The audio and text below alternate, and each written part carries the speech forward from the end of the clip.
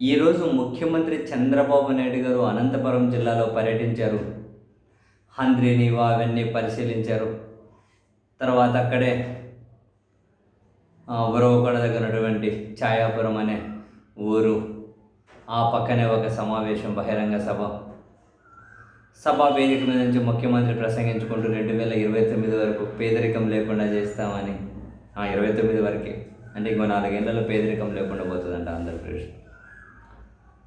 పేదరికం లేకుండా చేస్తామని, P4 ద్వారా పేదరికం అనేది మాయమైపోతుంది అని, దాతలు ముందుకు రావాలని చెప్పి ఏవో ఇట్లా మాట్లాడుతూ మనందరం సైన్యం వెంబడి నిలబడాలి అని చెప్పి, సరే ఇవైతే యథా మామూలే.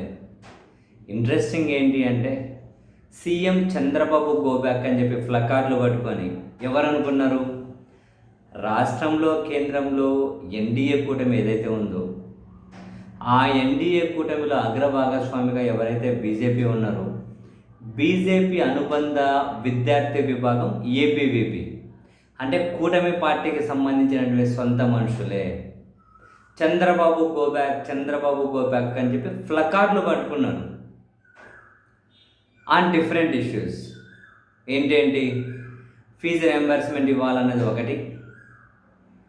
నెక్స్ట్ జీవో నంబర్ 77 అంటే విశ్వవిద్యాలయాల్లో కామన్ పీజీ ఎంట్రన్స్ ఎగ్జామ్ ఏదైతే ఉందో దాన్ని రద్దు చేయాలి, జీవో నంబర్ 77 అని చెప్పి దానికోసం ఫ్లకార్డ్లే సీఎం గోబ్యాక్ అని చెప్పి పట్టుకుంటే వాళ్ళను ముఖ్యమంత్రి గారి దగ్గర వరకు వెళ్ళనీయకుండా పోలీసులు మధ్యలోనే అడ్డుకొని వాళ్ళను ఒక ప్రభుత్వ పాఠశాలల్లో నిర్బంధించారు. ఏబీవీపీ వాళ్ళను ఒక ప్రభుత్వ పాఠశాలలో నిర్బంధించారు. వాళ్ళేమో చంద్రబాబు గారికి, ప్రభుత్వానికి వ్యతిరేకంగా తీవ్ర స్థాయిలో నిరసన వ్యక్తం చేశారు. కాసేపు ఉద్రిక్త వాతావరణం అనేది నెలకొంది అక్కడ. ఇంట్రెస్టింగ్, ఇప్పుడే కాదు,